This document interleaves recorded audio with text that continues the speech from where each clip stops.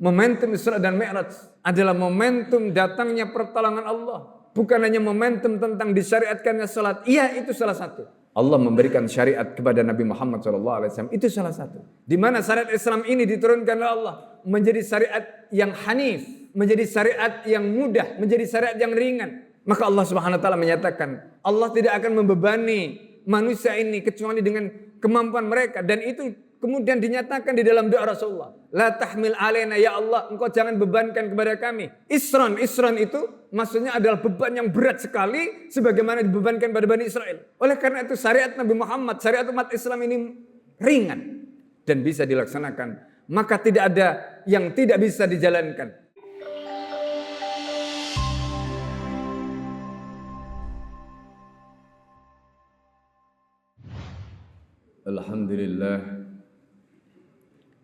Alhamdulillahil qail fi kitabih a'udzu billahi minasyaitonir rajim. Bismillahirrahmanirrahim. Subhanalladzi asra bi 'abdihi lailan minal masjidil harami ilal masjidil aqsa. Alladzi barakna hawlahu linuriyahu min ayatina innahu was-sami'ul basir. Asyhadu an la ilaha illallah wahdahu la syarikalah. Wa asyhadu anna Muhammadan 'abduhu wa rasuluh alladzi la nabiyya ba'dah. Allahumma shalli wa sallim ala habibina al-Mustafa wa ala alihi wa ashabihi wa man da'a bi da'watihi ila yaumil qiyamah. Fa ya ibadallah usikum wa nafsi wa iyaya bi taqwallah faqad fazal muttaqun. Hadirin sidang jamaah Jumat rahimakumullah. Di penghujung bulan Rajab tahun 1447 Hijriah ini kita diingatkan dengan peristiwa penting, yaitu peristiwa hijrahnya peristiwa Isra Mi'rajnya baginda Nabi Muhammad sallallahu alaihi wasallam. Allah ketika mengawali surat Al-Isra ayat yang pertama menggunakan kalimat subhanalladzi. Allah menggunakan kalimat tasbih untuk memuji dan mengagungkan kebesarannya. Peristiwa yang menakjubkan. Karena peristiwa ini adalah peristiwa yang menakjubkan, maka Allah sandarkan perbuatan melakukan perjalanan dari Masjidil Haram ke Masjidil Aqsa yang jauh nun di sana dari Masjidil Haram itu dilakukan hanya dalam waktu satu malam, ketika sains dan teknologi belum ada ketika itu. Maka banyak akal manusia yang tidak bisa menjangkaunya, tetapi iman yang ada di dalam hati kaum muslimin ketika itu betul-betul meyakini. Oleh karena itu Allah memulai kalimatnya dengan menggunakan kalimat subhana, maha suci. Subhanalladzi asra, maha suci, zat yang telah memperjalankan bi'abdihi, hambanya. Ma'asyiral muslimin sidang jamaah Jumat rahimakumullah. Sebelum kita bicara tentang peristiwa Isra dan Mi'raj baginda Nabi Muhammad SAW dan bagaimana keajaiban-keajaiban yang Allah tunjukkan dengan menyandarkan peristiwa Isra dan Mi'raj itu kepada dirinya, ketika Allah memulai dengan menggunakan tasbih, kemudian Allah menggunakan kalimat asrabi dalam bahasa Arab. Sebagian ahli menyebutkan asra itu dari kata sara. Sara itu artinya berjalan, berjalan sendiri. Asra itu dari ikut wazan af'ala yuf'ilu, asra yusri, isra. Secara normal ini mengandung pengertian transitif, yaitu kata yang tadinya tidak memiliki objek sehingga akhirnya dia memiliki objek. Tetapi Ibnu Asyur di dalam kitabnya At-Tahrir wa Tanwir mengatakan bahwa ini bukan bentuk transitif atau muta'addi. Karena di situ ada kata bi yang disertakan di dalam kalimat bi abdihi. Karena itu makna asra bi dijelaskan oleh Ibnu Ashur. Justru itu untuk menunjukkan bahwa sesungguhnya perjalanan Nabi Muhammad SAW minal masjidil harami ilal masjidil aqsa itu terjadi di mana perjalanan itu dilakukan istilahnya ma'iyah bersama-sama. Artinya Allah yang memperjalankan. Seperti dhahababi, orang itu berangkat di bawah. Itu penjelasan Ibnu Ashur. Oleh karena itu justru ketika perjalanan tadi dinisbatkan kepada Allah, di mana Nabi diperjalankan oleh Allah, tidak berjalan sendiri. Maka Allah kemudian memulai dengan kalimat subhanalladzi, maha suci zat yang telah memperjalankan bi'abdihi hambanya. Lailan di tengah malam. Masyaallah muslimin sidang jamaah Jumat rahimakumullah. Sebelum kita bicara lebih jauh tentang peristiwa ini, dan mungkin sudah banyak peristiwa ini diungkap oleh para khatib, oleh para mubaligh. Tetapi dalam kesempatan yang berbahagia ini, khatib ingin memulai dengan peristiwa sebelum dan peristiwa setelahnya. Yaitu peristiwa sebelum Isra dan Mi'raj dan peristiwa setelah Isra dan Mi'raj.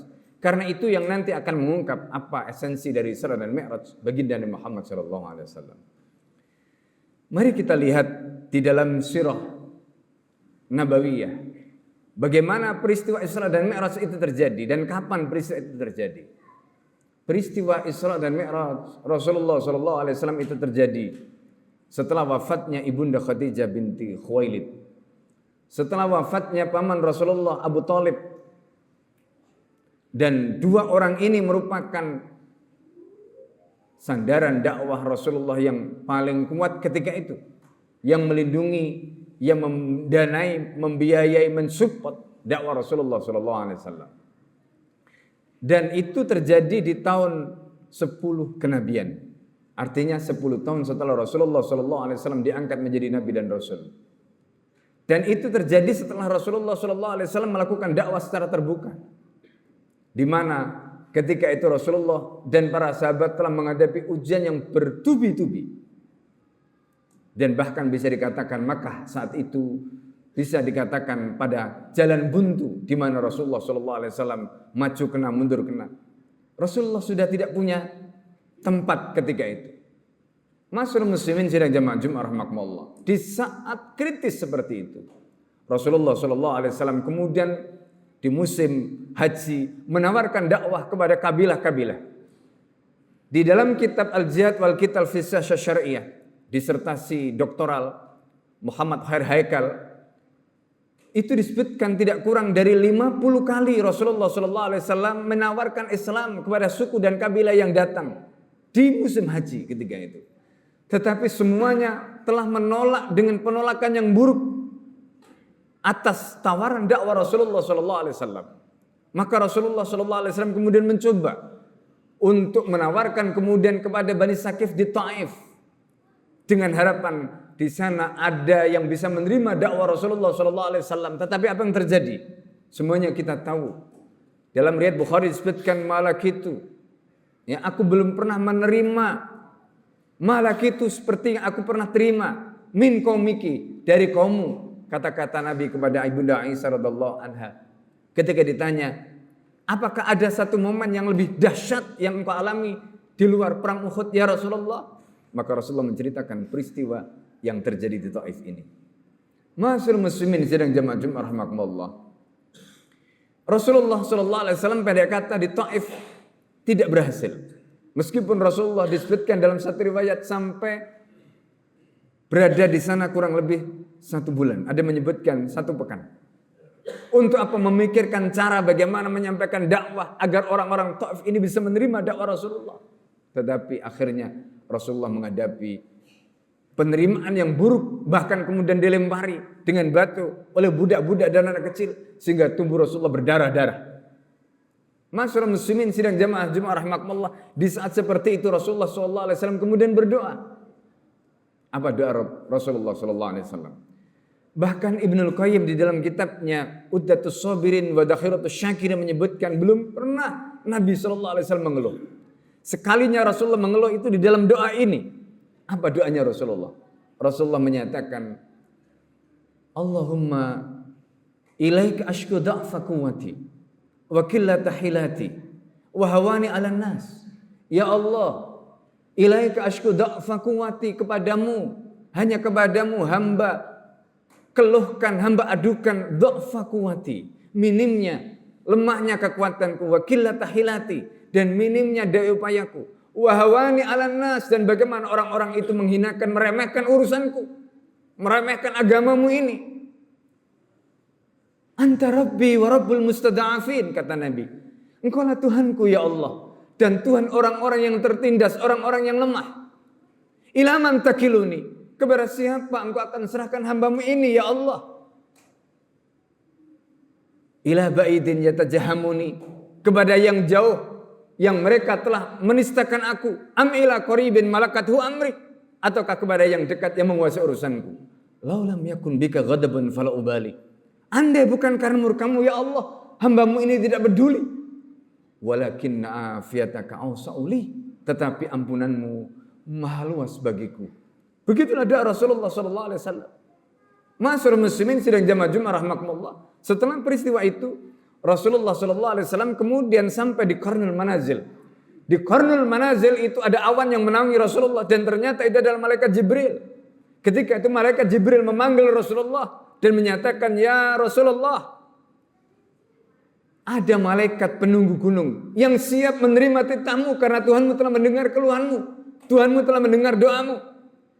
Kalau sekiranya engkau mau, maka mereka akan menimpakan gunung Akhsyabain kepada penduduk Taif."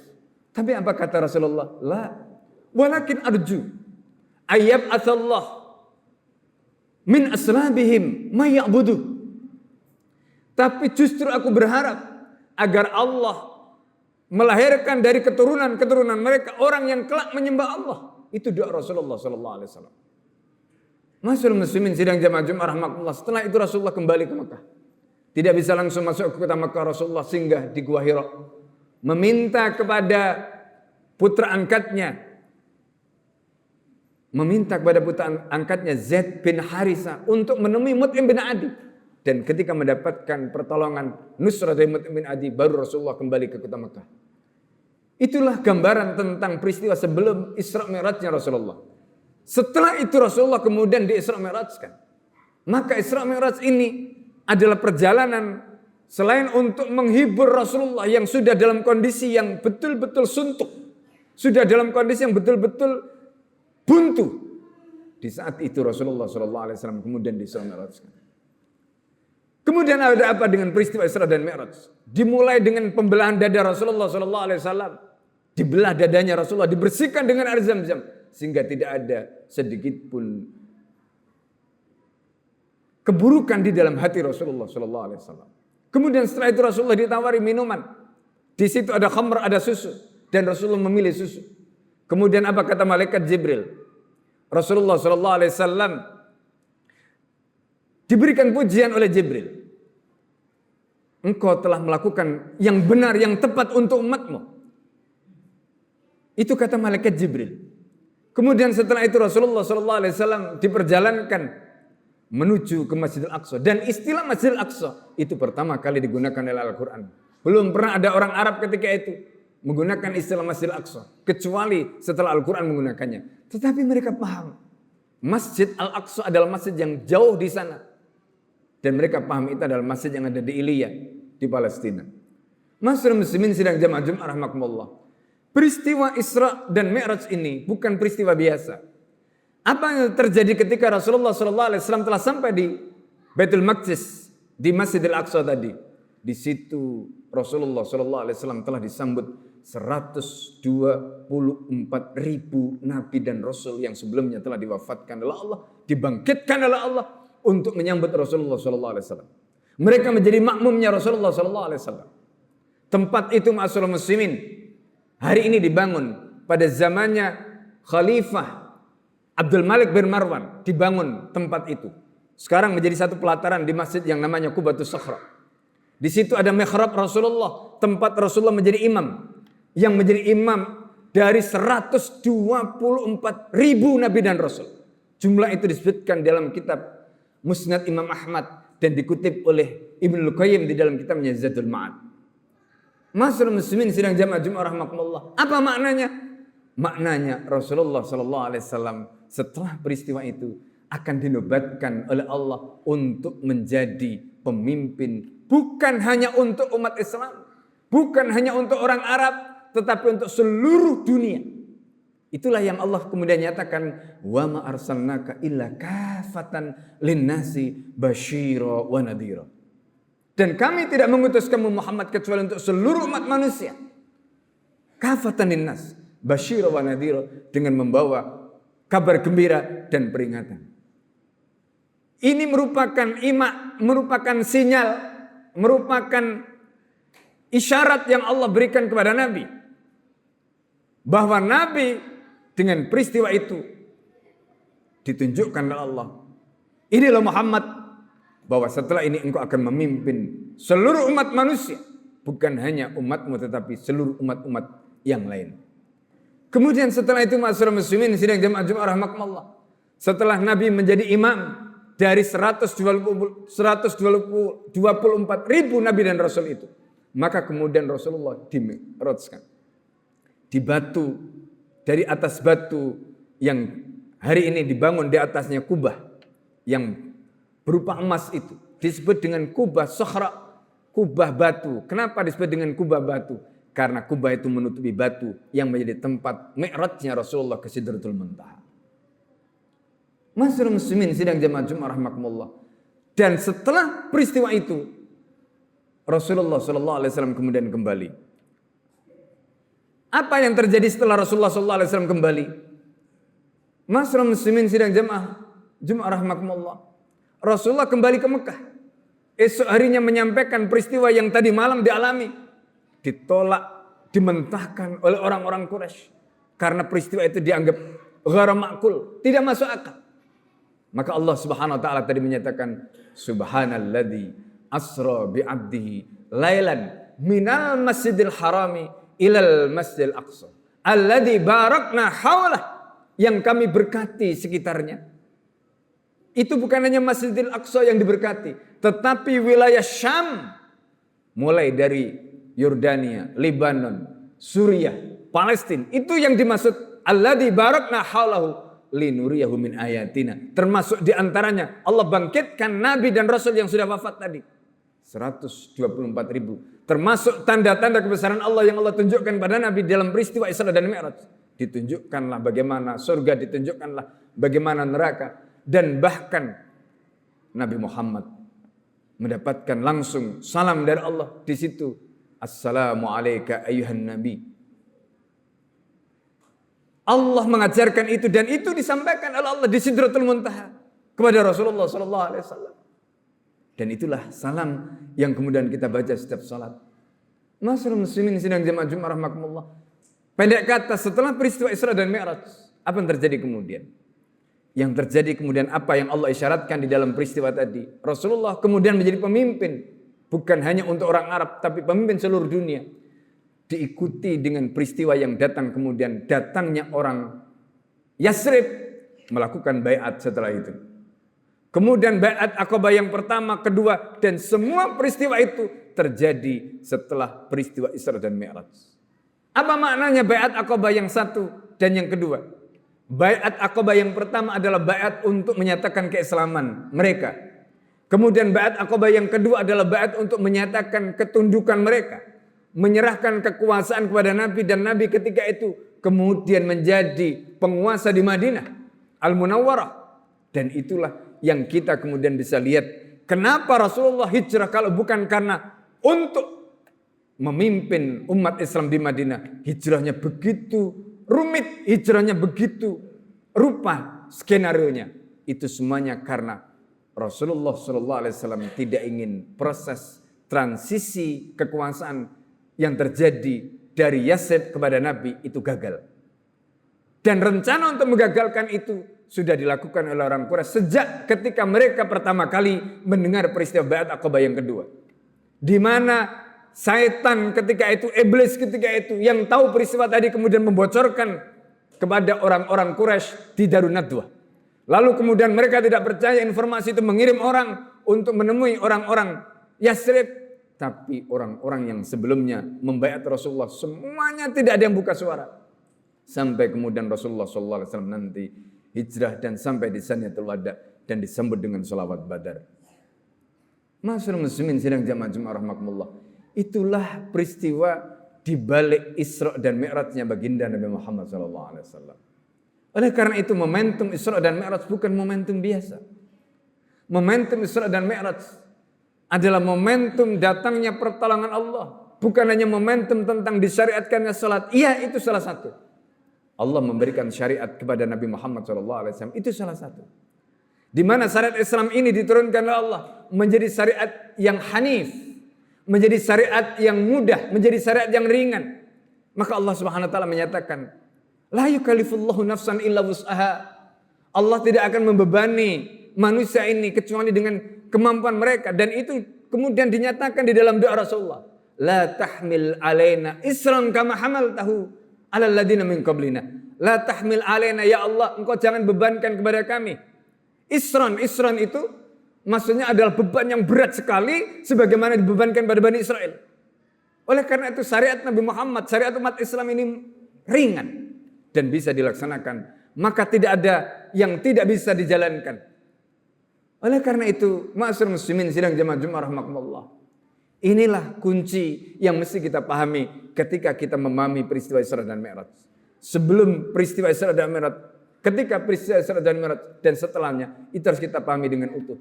Sehingga dengan begitu kita memahami konteks bagaimana peristiwa itu terjadi di masa Rasulullah SAW. Dan semoga dengan khutbah yang singkat, melalui mimbar yang singkat ini, kita bisa memahami dan kemudian kita bisa mengambil pelajaran penting dari peristiwa tadi. Dan semoga ini bisa mengembalikan keyakinan kita, mengembalikan kesadaran kita, pemahaman kita tentang bagaimana peristiwa ini seharusnya kita imani, bagaimana peristiwa ini seharusnya kita ambil semuanya sebagai ibrah dalam kehidupan kita. Aku qouli hadza astaghfirullah li wa lakum wa li sa'iril muslimin wal muslimat wal mu'minin wal mu'minat fastaghfiruhu innahu wal ghafurur rahim. Alhamdulillah. Alhamdulillahilladzi hadana li hadza ma kunna linahtadiya laula an hadana Allah. Asyhadu an la ilaha illallah wahdahu la syarika lah. Wa asyhadu anna Muhammadan abduhu wa rasuluhu alladzi la nabiyya ba'dah. Allahumma shalli wa sallim ala habibina al-mustafa wa ala alihi wa ashabihi wa man da'a bi da'wati ila yaumil qiyamah. Fa ya ibadallah, usikum wa nafsi wa iyaya bi taqwallah faqad fazal muttaqun. Hadirin sidang jemaah Jumat rahmatullah. Mari kita berdoa kepada Allah Subhanahu wa taala. Semoga Allah Subhanahu wa taala meneguhkan iman kita sebagaimana Allah meneguhkan iman para sahabat ketika mereka mendengarkan peristiwa yang menakjubkan ini. Peristiwa mughayyabat ini yang betul-betul menggoncang keimanan orang-orang Arab ketika itu, tetapi tidak keimanan para sahabat Rasulullah SAW. Hari-hari ini dan hari-hari seterusnya kita mungkin juga diguncang dengan berbagai peristiwa, yang peristiwa itu boleh jadi akan membenturkan iman kita dengan realitas kehidupan kita. Tetapi sekali lagi, dengan kita mengambil ibrah dari pelajaran tadi, maka mestinya kita berpegang teguh kepada iman kita. Dan semoga iman kita tidak tergoyahkan dengan apapun yang terjadi dalam kehidupan kita. Amin, amin ya rabbal alamin. Allahumma salli wa sallim ala sayyidina Muhammadin alhamdulillah rabbil alamin. Hamda yafi ni'amahu wa kafi mazidah. Ya Rabbana lakal hamdu kama yanbaghi li jalalil karim wa 'azimi sultanik. Allahumma inna nas'aluka ridhaka wal jannah wa na'udzubika min sakhatika wan nar. Allahumma inna nas'aluka minal khairi kullihi ajili wa ajili ma 'alimna minhu wa ma lam na'lam wa na'udzubika minasy syarri kullihi ajili wa ajili ma 'alimna minhu wa ma lam na'lam. Allahumma ya muqallibal qulub tsabbit qulubana 'ala dinik. Allahumma ya muqallibal qulub tsabbit qulubana 'ala ta'atik. Allahumma inna nasta'inuka nastaghfiruka wa la nakfuruka wa nu'minu bika wa nakhla'u man yafjuruka. Allahumma iyyaka na'budu wa laka nusalli wa nasjudu wa ilaika nas'a wa nahfidu narju rahmatak wa nakhsha adabak inna adabakal jidda bil kuffari mulhiq. Allahumma adibil kafratal ladina yasudduna sabilik wa yukadzibuna rusulak wa yuqatiluna awliyak. Allahumma fil mu'minina wal mu'minat wal muslimina wal muslimat wa aslih hadata bainihim wa alif baina qulubihim waj'al fi qulubihim ilman hikmah thabbit ala millati rasulika Muhammadin sallallahu alaihi wasallam wa auzim ayyufu bi ahdika alladhi ahadta alaihi wa ansur ala aduwika wa aduwim ilal haq wajal minhum ibadallah innallaha ya'murukum bil adli wal ihsan wa ita'i dzil qurba wa yanha 'anil fahsya'i wal munkar. Aqimis shalah.